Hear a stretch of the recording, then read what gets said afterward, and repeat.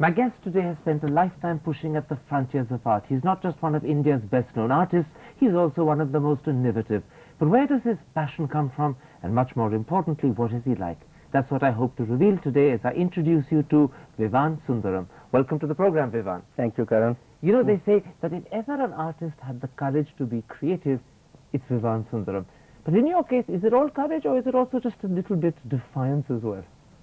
Well, I think that the cutting-edge part that you mentioned started very early on in my career, in fact, while I was in Baroda in art school. And I was always interested in what would be different, what would be anti-establishment. And that became really a forte. And I'm pleased that I'm still pushing at those boundaries. In fact, at the moment you're involved in something called installation art.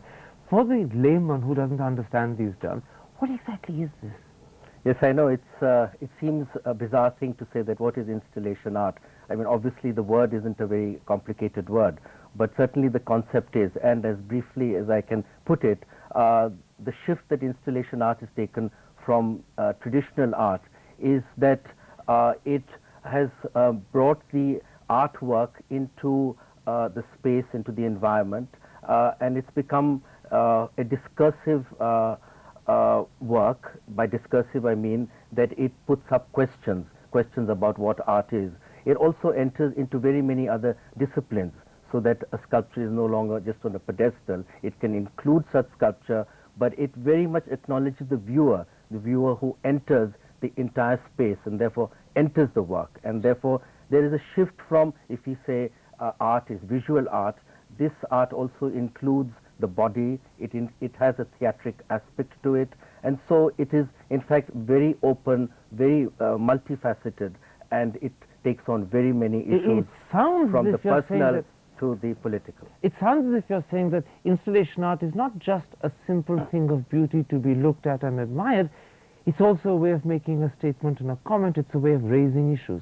Yes, that's absolutely very central to it, and in fact it's a form of public art. It's something that by and large you cannot buy. I mean, in the West there are institutions, basically museums, public institutions that buy art. There are some very big collectors who might buy some installation art and represent it. But the individual can't. But by and large they don't, because it doesn't fit into the category of an object and therefore a commodity, which then has, as we know, value and it has resale value, etc. Now, installation art doesn't have that as an attribute, a central attribute. One of the interesting things I notice is these days, when as an artist you paint and draw, you no longer use traditional oil paints. You in fact use things like charcoal and even perhaps engine oil.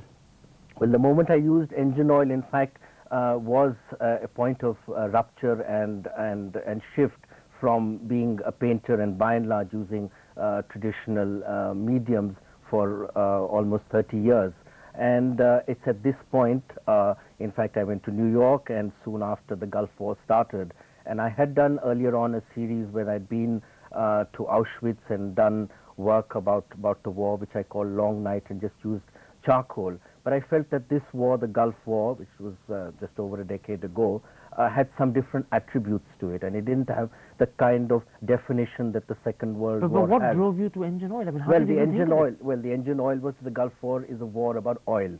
So in a very literal sense, I thought that is. And also it was, as most people and television people know, it was a low definition war. It was a war where things were not very defined, because it was a war fought from the skies. And is that reflected by the use of engine oil? And it is very much because the oil itself which I use, first of all, it soaks into the paper, and it has a slightly ephemeral quality. It slightly starts changing in its color, and I use traditional handmade paper.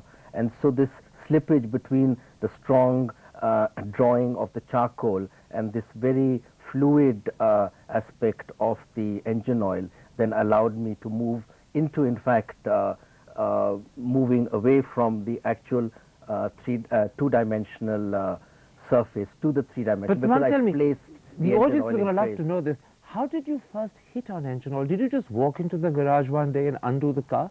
No, I just don't have to undo a car, because in fact I used engine oil, so that there's already carbon in it, and that's what gives the color. And as I said, I felt that it was a war about oil, and why not use oil? And oil, this was a in fact, metaphor for the war. and it was a metaphor for the war. But you did this rupture, as you called it a moment ago, this improvisation and experimentation when you were really at the peak of your fame as a painter. How much of a risk were you taking? Yes, I did. It was, as said, I was at kind of at the height of a mid-career, but I felt that it's at many levels an answer which I'm continuously being asked. Why did I stop painting in 1990? Well, I think one was that my project as a painter, as doing oil painting, the kinds of painting I was doing, I felt that there were many things happening, many issues in the world, that was a moment where great changes, 89, 90, both in India as well as in the world, were taking place. And the medium of oil painting, I couldn't, fully exploit it and speak about the changes that were taking place. And I think that is one of the reasons. There are other reasons also. But weren't you scared that the audience might have reacted wrongly? What if they'd rejected this innovativeness? Well, initially they did, and there's been lots and lots of criticism. But I think that as I have projected myself from the very beginning of my career as being an artist that questions, an artist that's political. So I wanted to bring in both in terms of art mediums and art practice being political, and therefore here at this moment also was the beginnings of what we call an art market, a market for painting. And today painters are doing exceptionally well in a market, which I think is a very good thing. But that was the other risk you were running. Suppose you stopped doing well. Suppose you stopped earning money when you decided to break away from the traditional to be innovative. Did that not worry you? Well, it certainly does worry, and there are certain moments where I would be, say, using certain mediums which could sell, and at other moments I would take recourse to private income. Okay, let's go back to the beginning of the story. In a sense, we've got the culmination of where you've reached, and you're certainly pushing at the frontiers as no one has before. But the story began very differently. You were born into a family where your grandfather was a dedicated, if eccentric, photographer. Your mother's half Hungarian, and your aunt is the great artist Amrita Shergill. What sort of childhood did that make for? Well, it sounds that I should have been fully immersed in art, but I think fortunately, like all boys of my class, I behaved very much like all other boys, interested in sports. You were normal completely. I was completely normal as far as I can project into the past. Yeah, absolutely. In fact, if I'm told correctly, it wasn't art so much that attracted you as a young student in school, but cross-country running. Yes, that was one of my great passions, and maybe something of leaving the boarding school and going out into this wonderful landscape in Dehradun. I think that there's a romance about that, and of course there's something called the loneliness of the long-distance runner. That appealed to you? It appealed to me greatly, yeah. Are you a solitary person? Well, there is an aspect to me which is solitary, yes, but I'm also a very public person in the sense of my approach to making art, and that's true from the very beginning. There's an intriguing story that's told. It said that in fact your talent for art was spotted by a maths tutor who tried desperately to teach you maths, failed, and suddenly discovered in the process that there was an artist sitting in front of him. Yeah, well, I took the wrong subjects, higher maths, physics, etc. And earlier on in my school days, I had done some, sketches and things which I had stopped doing because I had to pursue my studies, which I wasn't too good at in these fields. I should have taken history and geography. And he pushed me, and I went to the art department and told Mr. Ratin Mitra that I'd like to paint, and he was overjoyed. He was the art master in Doon School at the time? He was the art master, that's right, yeah. In fact, he gave you, I'm told, a book of drawings by the great masters, and it turned out to create a bit of trouble for you, didn't it? Well, he found me being very expressive, and he said, well, now you should look at great art. And when you say expressive, you were drawing nudes, to be precise. No, that came later. I was painting landscapes and in a kind of post-impressionist, Van Gogh style. So he says, I think you should learn a bit of drawing and see, the great masters. And so, of course, wonderful nudes by Rembrandt, and I was looking at it. I was just barely starting to copy them. when he came and snatched the book out and said, you know, you shouldn't be painting nudes. This wasn't the right thing for a young boy to be doing. That's the right thing, absolutely. You often said that it was the years you spent at Sayajira University in Baroda that really opened your eyes and helped you understand the language of art. Would you say that that's where, in fact, both the understanding of art and the development of the rebellious streak began together? Yeah, I think the fact that my parents agreed to send me to Baroda was, I think, the most meaningful decision for me, because it took me out of my my family, my class background context, and the kind of students that were there, the kind of art milieu that was in Baroda, and in the 60s, certainly it was, I would say, 10 years on from when it began, at the height of its most innovative and radical moment, and I'm really privileged to have come to the art school So at that this moment. was, in a sense, the making of Vivan Sundaram. Yes, I believe by and large most artists go to art school, and with exceptions, although I mean are trained in art, and that is my very close friend Bhupen Khakkar, who's a chartered accountant but came to Baroda to study art history and became a great artist. But I think art schools are absolutely necessary by and large to make artists. There is, in fact, another seminal point in your career, looking at it as I do from the outside, and that's when you went to the Slade School in London in the mid-60s. You not only were a part of another art school and one of the best in the world, but you also exposed yourself to politics and protest for the first time. Looking back, how important was that experience? Well, I'd say that if Baroda, you know, put me into the art world and what art is, because it made those connections between individual and art history. Entering London in '66 was so crucial, and the 2 years that followed till '68 was the enormous freedom and radicalization, both in terms of art as well as lifestyle. And then finally politics enters, because that's the period of the Vietnam War, of the student movement, and I was thick into it in entering virtually every militant demonstration. Absolutely. Let's take a break. I want to come back and talk about something that you've hinted at many times at the beginning of this interview, the rebellious political anti-establishment streak that is so much a part not just of you, but of your art. Yeah. London, in a sense, brought that to the forefront of it. Absolutely, Let's yes. talk about that in part two. But first, a little break. We'll be back in a moment. Stay with us.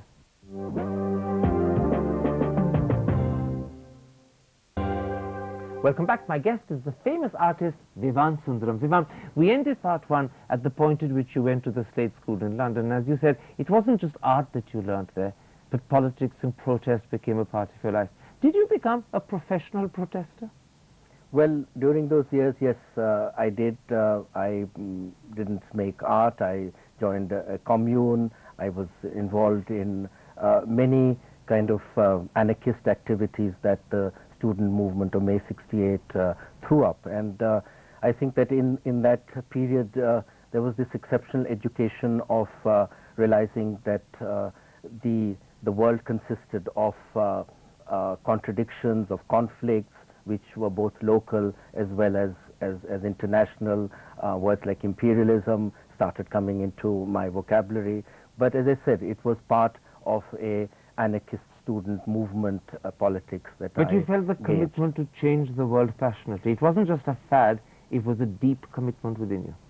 Well, I think, yes, as a person with no political background, certainly it was deeply embedded that that I would be engaged both for myself as well as for whoever else I could in attempting to change things in the world. Yes. What does the family back home in India think of this? Your father came from the grand ICS tradition.